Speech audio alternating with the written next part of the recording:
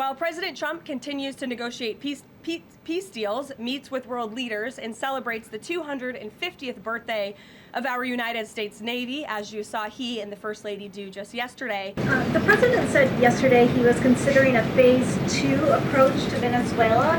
Is the president considering U.S. boots on the ground or any kind of support of overthrowing Maduro? I won't get into any specific proposals that are being considered by the president and his national security team, but I think we've been pretty transparent and clear in the administration's view of the illegitimate Maduro regime, and the president has taken very unprecedented, tough action to end the illegal trafficking of illicit drugs into our country from Maduro's illegitimate regime. The French government has collapsed again for the fourth time in a year. And I was just wondering if there's any concern in the White House about the kind of ongoing political crisis there.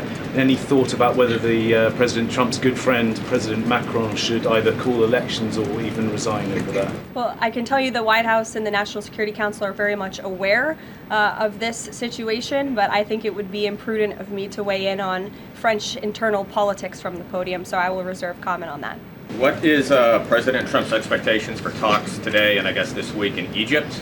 And is there a new timeline that the president is giving all sides to reach an agreement? Yes, there are technical talks happening right now in Egypt amongst Special Envoy Witkoff and Mr. Kushner, as well as their respective parties from all sides. What we saw take place on Friday, and I have not commented on that from the podium yet, is truly remarkable.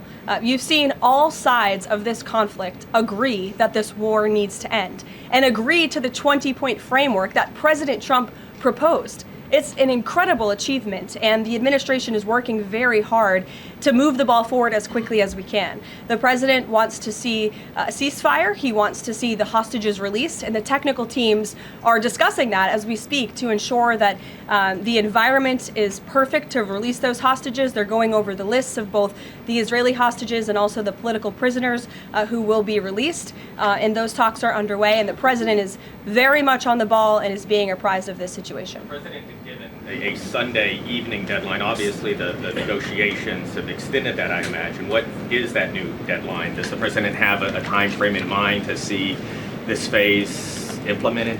Well, the Sunday evening deadline was to hear back from Hamas on the proposal one way or another. And of course, on Friday, Hamas put out a very clear statement in the president's view that they accept the president's framework, and that's why those technical talks are now underway. But again, we want to move very quickly on this, and the president wants to see the hostages released as soon as possible. All we need are an additional 5 Democrat senators to end this madness and vote for the clean funding bill to reopen the government. If you like this video, then like, share and subscribe to Mirror Now.